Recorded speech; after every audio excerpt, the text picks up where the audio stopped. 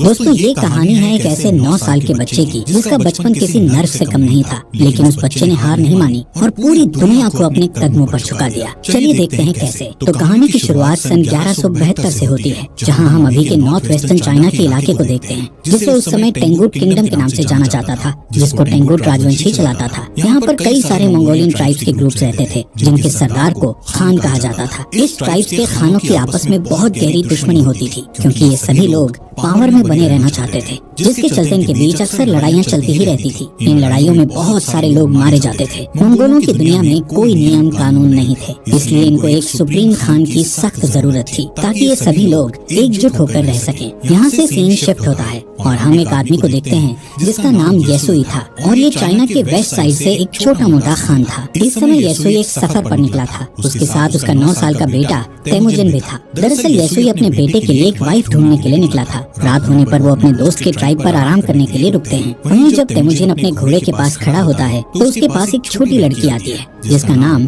बोटे था। वो उससे उसका नाम पूछती है और कहती है कि तुम यहाँ क्यों आए हो, जिस पर तेमुजिन उसे अपना नाम बताकर कहता है कि वो अपने फादर के साथ उसके लिए एक वाइफ ढूंढने के लिए आया है। तभी बोटे उससे कहती है कि तुम्हें मुझसे ही शादी करनी चाहिए। इतना कहते हुए वो वहाँ से चली जाती है। रात में जब तेमुजिन अपने फादर के पास बैठा होता है तो उसके फादर उसे कहते हैं कि मुझे तुम्हारे लिए एक ऐसी वाइफ चाहिए जो सबसे ताकतवर समुदाय से हो। तभी तेमुजिन अपने फादर से कहता है कि मैं खुद ही अपने लिए लड़की चूज करूंगा। तेमुजिन के जिद के बाद उसके फादर उसे अपने दोस्त की ट्राइब से किसी एक लड़की को चुनने की इजाजत दे देते हैं। अब सुबह होते ही तेमुजिन के फादर उस ट्राइब की सभी लड़कियों को लाइन में खड़ा करके उनके पैरों को गौर से देखते हैं, क्योंकि उनका मानना था कि एक स्ट्रॉन्ग लेग्स वाली लड़की ही अपने पति को खुश रख पाती है। इसके बाद तेमुजिन एक एक लड़की को देखता जाता है और लास्ट में वो बोटे को अपनी पत्नी चुनता है और उन दोनों की शादी हो जाती है। लेकिन शादी होने के बाद भी वो दोनों आने वाले 5 साल तक एक साथ नहीं रह सकते थे, क्योंकि ये उनकी ट्राइब्स का नियम था। अब तेमुजिन और उसके फादर का यहाँ से जाने का समय हो जाता है, लेकिन जाने से पहले तेमुजिन बोटे को एक नेकलेस गिफ्ट करता हुआ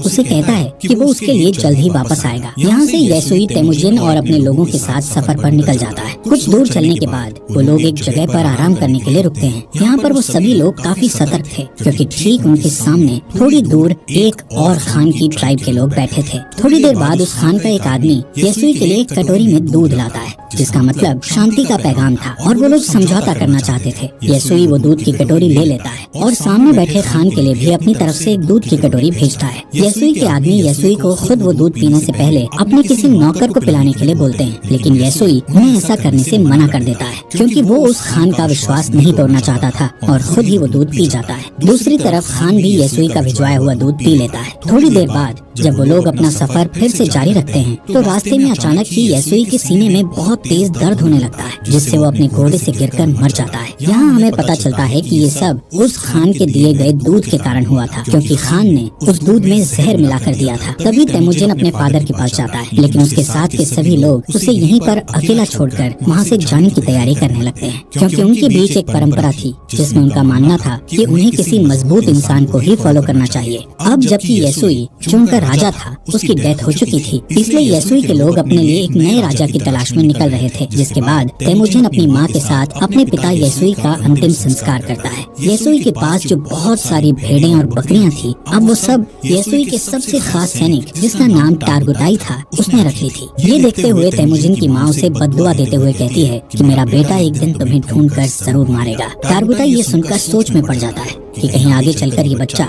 उसे सच में न मार दे, इसलिए वो उसे उसी वक्त मारने के लिए आगे बढ़ता है। लेकिन मंगोलों में एक रिवाज था जिसके हिसाब से किसी को मारने से पहले वो उसकी हाइट को उनके रथ के पहिए से नापते थे, और वो कभी भी बच्चों को नहीं मारते थे। जब टारगुटाई तेमुजिन की हाइट को उनके रथ के पहिए से नापता है तो उसकी हाइट कम निकलती है, और तेमुजिन अभी बच्चा था इसलिए वो बच जाता है। लेकिन टारगुटाई उसकी माँ को बोलता है कि वो अगले साल तेमुजिन को मारने जरूर आएगा, और तब तक उसकी हाइट और उम्र भी बढ़ चुकी होगी। कुछ महीनों बाद जब सर्दी आ जाती है तो तेमुजिन के पास छुपने के लिए कोई भी जगह नहीं थी। तभी उसे अपने फादर की बात याद आती है कि उन्होंने कहा था कि गॉड टेंगरी उनकी बुरे वक्त में मदद जरूर करेंगे। इसीलिए वो सीक्रेट माउंटेन की तरफ जाने लगता है, लेकिन रास्ते में अचानक उसका पैर बर्फ से जमी झील पर टिक जाता है और वो उस झील के अंदर ठंडे पानी में गिरकर डूबने लगता है। वो डूबकर मरने ही वाला था, लेकिन तभी वहाँ उसकी ही उम्र का एक लड़का जिसका नाम जमूखा था उसे झील से बाहर लाकर उसकी जान बचा लेता है। यहाँ पर जमूखा और उसका बड़ा भाई तेमुजिन को अपने साथ घर ले जाते हैं और उसे खाना खिलाते हैं। तेमुजिन उसकी जान बचाने के लिए उनका शुक्रिया अदा करता है। इसके बाद जमूखा और उसका भाई अपने अपने हाथ पर कट लगाकर अपना खून दूध में मिलाकर तेमुजिन को वो दूध पीने को कहते हैं। तेमुजिन वो दूध पी जाता है और अब वो 2 नहीं बल्कि 3 भाई बन गए थे। उन्होंने तेमुजिन को अपना भाई बना लिया था। अगली सुबह टारगुटाई अपने लोगों के साथ तेमुजिन को ढूंढता हुआ यहाँ आ जाता है ताकि वो तेमुजिन को जान से मार सके। टारगुटाई के लोग तेमुजिन को पकड़कर उसे अपने साथ मारने के लिए ले जाते हैं, लेकिन जब वो तेमुजिन की हाइट रथ के पहिए से नापते हैं तो अभी भी उसकी हाइट उतनी ही थी जितनी की पहले थी, जिस वजह से वो लोग तेमुजिन को तब तक के लिए कैदी बनाकर रख लेते हैं जब तक कि उसकी हाइट नहीं बढ़ जाती। उनके ट्राइब में एक बूढ़ा आदमी था जो कि कैद में तेमुजिन को रोज खाना खिलाता था और उसके जख्मों पर मलहम पट्टी भी करता था। कुछ दिनों बाद टारगुटाई फिर से तेमुजिन की हाइट नापता है, लेकिन अभी भी उसकी हाइट उतनी ही थी। इसी टाइम पर यहाँ बारिश होने लगती है और सभी लोग भागकर अपने अपने तंबू में चले जाते हैं। इसी बात का फायदा उठाते हुए वो बूढ़ा आदमी तेमुजिन को वहाँ से छुड़ाकर भगा देता है। तेमुजिन भागता भागता बहुत दूर चला जाता है। उसके गले में एक भारी लकड़ी का फंदा भी बंधा हुआ था, लेकिन कैसे भी करके वो उस पहाड़ पर जाता है जहाँ पर उसके फादर ने बताया था। वहाँ वो गॉड टेंगरी से विश मांगता है कि अचानक तेमुजिन को वहाँ एक सफेद भेड़िया दिखता है, जिसके तुरंत बाद उसके गले में बंधा हुआ लकड़ी का फंदा भी अपने आप ही खुलकर नीचे गिर जाता है। यहाँ से सीन कट होता है और हम सन 1186 में तेमुजिन को देखते हैं, जो कि अब एक नौजवान लड़का बन चुका था। लेकिन तेमुजिन अभी भी टारगुटाई के लोगों से बचकर भाग रहा था। कई सालों से टारगुटाई के लोग तेमुजिन को ढूंढ रहे थे और एक दिन वो तेमुजिन को ढूंढ ही लेते हैं और उसे पकड़कर फिर से कैदी बनाकर उसी लकड़ी के फंदे में रखते हैं जिसमें उसे बचपन में रखा गया था। अब क्योंकि तेमुजिन की हाइट और उम्र बढ़ चुकी थी, इसलिए उसके मरने के चांसेस बहुत ज्यादा थे। लेकिन टारगुटाई उसे जान से नहीं मारता क्योंकि वो उसे अपनी जान की भीख मांगते हुए देखना चाहता था। लेकिन तेमुजिन टारगुटाई से बोलता है कि मैं खुशी खुशी मर तो सकता हूँ, लेकिन तुम्हारे आगे अपनी जान की भीख कभी नहीं मांगूंगा। ये सुनकर टारगुटाई उसे टॉर्चर करना शुरू कर देता है और उसे कहता है कि अब मैं तुम्हें धीरे धीरे तड़पा तड़पा कर मारूंगा। यहाँ पर हम देखते हैं कि वो बूढ़ा आदमी अभी तक जिंदा था और वो फिर से तेमुजिन के पास जाकर उसे पानी पिलाता है। उसी दिन शाम को जब सभी लोग आपस में बिजी थे तो टारगुटाई तेमुजिन के पास अकेला उससे बात करने जाता है। इसी बात का फायदा उठाकर तेमुजिन उसी लकड़ी के फंदे से जिससे उसे बांधा गया था उससे टारगुटाई को मारकर वहाँ से भाग जाता है। अब टारगुटाई को मारकर वो खुद खान बनने के लिए तैयार था। अब यहाँ पर वो सबसे पहले अपनी वाइफ के पास जाता है जिससे उसने बचपन में शादी की थी। वो बोटे के पास जाता है जो अब बड़ी हो चुकी थी और बहुत खूबसूरत थी। बोटे उससे कहती है कि मैं कई सालों से तुम्हारा इंतजार कर रही थी और अब फाइनली वो दोनों साथ थे। कुछ देर बाद वो लोग यहाँ से निकल जाते हैं। यहाँ से तेमुजिन सीधा अपनी माँ और बहन के पास उनसे मिलने जाता है। तेमुजिन को इतने सालों बाद देखकर उसकी माँ और बहन बहुत खुश थे, लेकिन एक दिन इनके ऊपर मर्किट ट्राइब के लोगों का अटैक हो जाता है। कई साल पहले तेमुजिन के फादर ने इस मर्किट ट्राइब के खान की मदर को किडनैप किया था और तब इस ट्राइब के खान ने कसम खाई थी कि वो अपनी माँ का बदला जरूर लेगा। और अब ये लोग यहाँ बोटे को किडनैप करने आए थे। बोटे और तेमुजिन दोनों यहाँ से भागने की कोशिश करते हैं, लेकिन तभी एक तीर बोटे को लगता है जिससे वो अपने घोड़े से नीचे गिर जाती है और वो लोग उसे किडनैप कर लेते हैं। दरअसल मर्किट खान बोटे को अपनी वाइफ बनाना चाहता था, वहीं दूसरी ओर तेमुजिन अपनी वाइफ बोटे को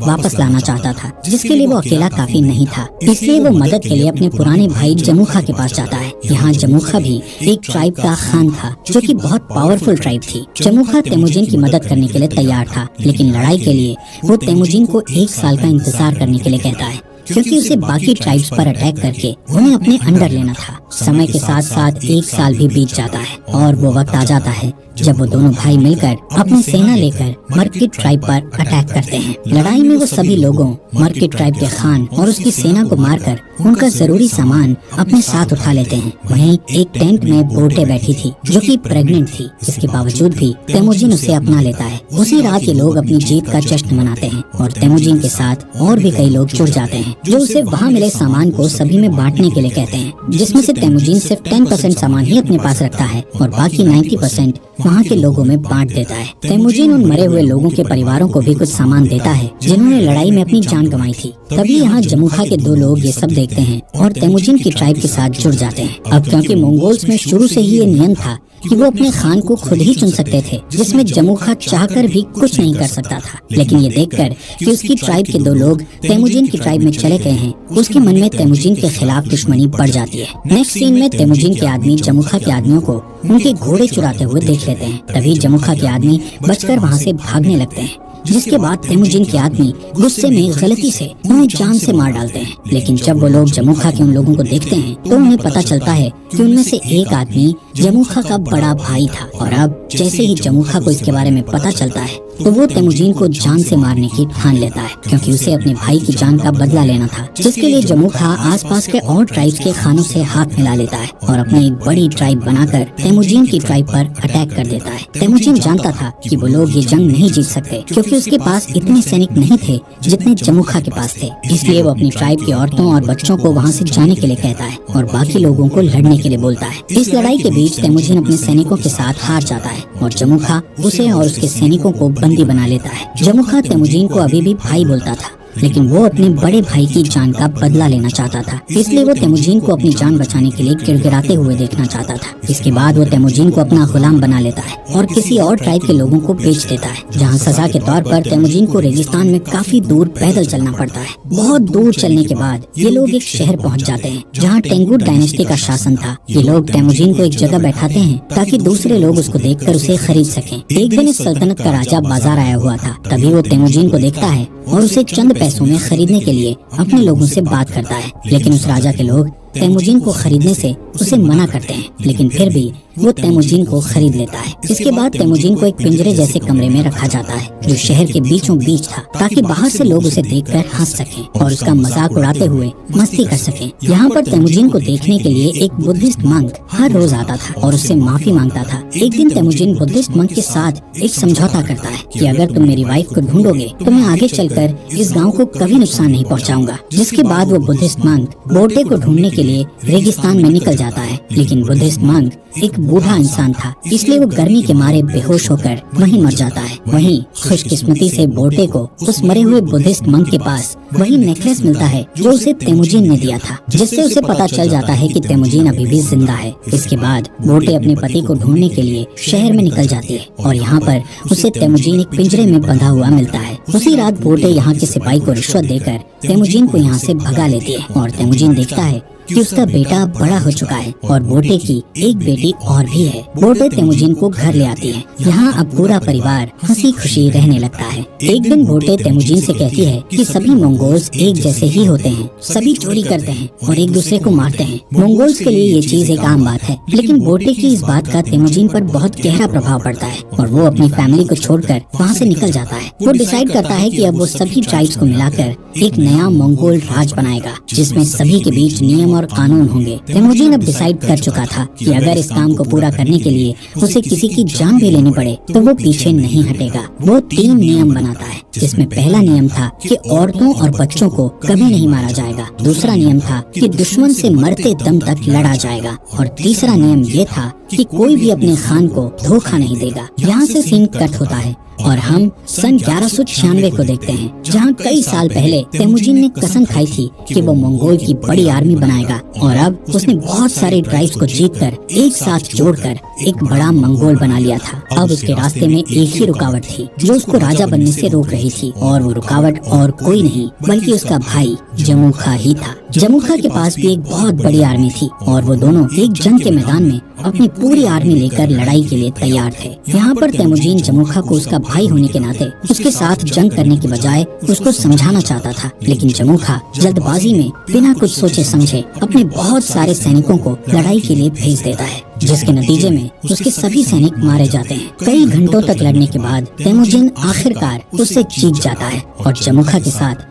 उसके कई सारे आदमियों को जिंदा कैद कर लेता है। तेमुजिन जमुखा के बचे हुए सिपाहियों को मारने के बजाय उन्हें अपनी आर्मी में शामिल कर लेता है। यहाँ पर तेमुजिन जमुखा की ट्राइब में उसी बूढ़े आदमी को देखता है जिसने तेमुजिन की मदद की थी। तेमुजिन उस बूढ़े आदमी को अपनी ट्राइब का एडवाइजर बना देता है। रात को तेमुजिन जमुखा के पास आकर बैठता है और उसे कहता है कि भाई, ये जो अपना अपना राज बड़ा करने का लालच है, ये आज उन्हें जिंदगी के ऐसे मोड़ पर ले आया है कि उन्हें अब एक दूसरे की जान लेनी पड़ रही है। जमुखा तेमुजिन से कहता है कि अगर मैं तुम्हारी जगह पर होता तो मैं अपने दुश्मन के सभी सिपाहियों को मार गिराता। दोस्तों, इस बात से हमें ये पता चलता है कि तेमुजिन और जमुखा की सोच कितनी अलग थी। इस बातचीत के बाद तेमुजिन अपने भाई जमुखा को माफ कर देता है और उसे यहाँ से जाने के लिए कहता है। इसके बाद हम बोर्टे को देखते हैं जो तेमुजिन के पास आई हुई थी। तेमुजिन बोर्टे और अपने बच्चों को देखकर बहुत खुश होता है। यहाँ से सीन शिफ्ट होता है और हम सन 1206 में तेमुजिन को देखते हैं, जो इस समय सारे मंगोल्स का खान बन गया था, जिसका नाम गेंगिस खान पड़ गया था और उसे एक और नाम से भी जाना जाने लगा था, जो कि था चंगेज खान। इसके बाद उसने पूरे के पूरे टेंगुट साम्राज्य का खात्मा कर दिया था और एक नए सिरे से साम्राज्य की स्थापना की। उसने मोनेस्ट्री शहर को उस मंक की आखिरी इच्छा समझकर छोड़ दिया, क्योंकि उस मंक ने तेमुजिन से कहा था कि अगर मैं तुम्हारी पत्नी को ढूंढकर तुम्हारे बारे में बता दूं तो तुम इस मोनेस्ट्री शहर को तबाह नहीं करोगे। और आगे चलकर ये मोनेस्ट्री शहर मंगोल साम्राज्य का फाउंडर बना, एक ऐसा साम्राज्य जो कि इतिहास के सबसे बड़े साम्राज्यों में से एक था। दोस्तों, हमारे फॉक्स एक्सप्लेनर हिंदी चैनल को सब्सक्राइब करना मत भूलना।